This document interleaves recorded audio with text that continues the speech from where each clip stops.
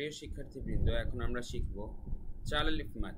চার আলিফ মাদ কিন্তু 5 প্রকার। আমি আগেও বলেছি, এই চার আলিফ মাদ আপনাদের মনে রাখার জন্য এত প্রেসার নিতে হবে না। আপনারা জাস্ট এই চিহ্নটা মনে রাখবেন, এই চিহ্ন যেখানেই থাকবে সেখানেই চার আলিফ টান দিবেন।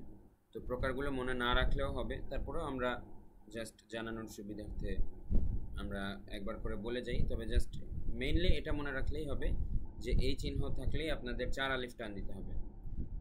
প্রথম প্রকারের নাম হচ্ছে মাদ্দে লাজিম আল মুসাক্কাল।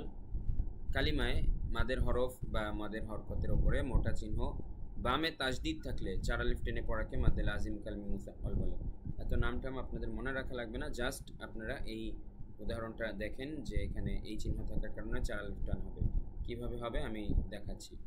লাম জবর লা, বদ আলিফ, লাম জবর বল, লাম ওয়াও পেশ লু, লাদল্লু, নুন জবর না, লাদ, একটু কাট হবে, লাদল্লুন,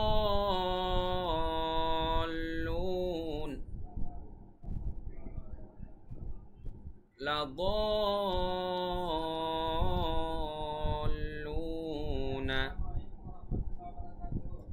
বাবা একটু লাউড, আমাদের রুমে একটু কতক্ষণ কথা বলো।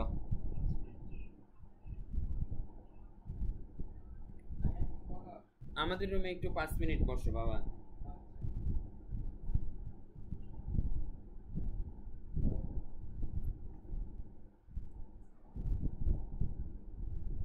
তো দেখুন এখানে মূলত কি বুঝাতে চেয়েছে, মাদের হরফ বা মাদের হরকতের উপরে মোটা চিহ্ন। এই যে দেখুন জবরের বাম পাশে খালি আলিফ, এটা হচ্ছে একটা মাদের হরফ। এর উপরে যদি এই মোটা চিহ্ন থাকে তখন চার আলিফ টান দিতে হবে, আর বামে যদি তাজদিদ থাকে, ঠিক আছে।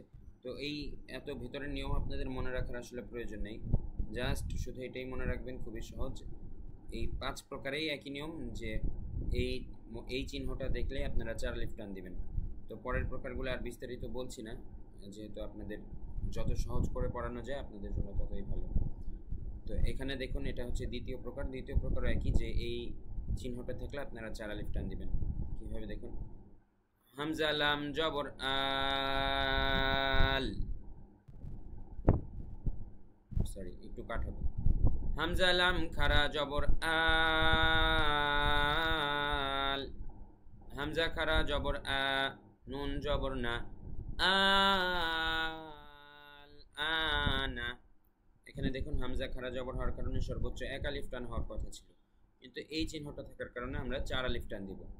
তো পরের প্রকারে দেখি, পরের প্রকারেও এটার মধ্যে হচ্ছে একটু হরফে মুকাত্তাআতের ব্যবহার দেখানো হয়েছে। দেখুন আলাদা আলাদাভাবে অনেকগুলো হরফ আছে, শুধু সেই হরফগুলোই টান দিয়ে দিয়ে বলবো যেগুলোর উপরে চার আলিফ টানের চিহ্ন আছে। যেমন দেখুন আলিফ লাম,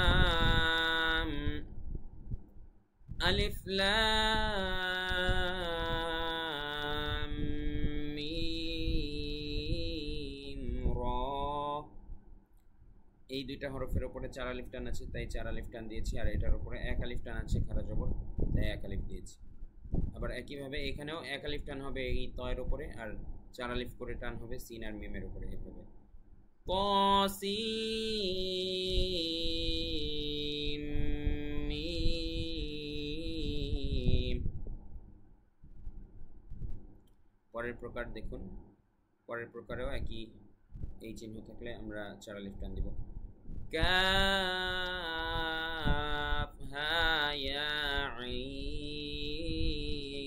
সাদ। তারপরের প্রকারে দেখুন এখানেও এই চিহ্ন যেখানে থাকবে আমরা চার আলিফ টান দিব। হামজা জবর আ, হামজা জবর আ, শিন দাল জের শিদ, আশিদ, দাল আলিফ জবর দা, হামজা পেশ ও, আশিদ দা। তারপরে এটা দেখুন শিন জবর শা, আইন আলিফ জবর আ, হামজা জের ই, র জবর র, শাআইরা।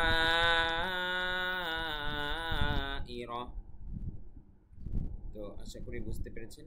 চার আলিফ মাদের 5 প্রকার একই চিহ্ন থাকে, এই চিহ্নটা থাকলে আপনারা জাস্ট চার আলিফ টান দেবেন তাহলেই হবে।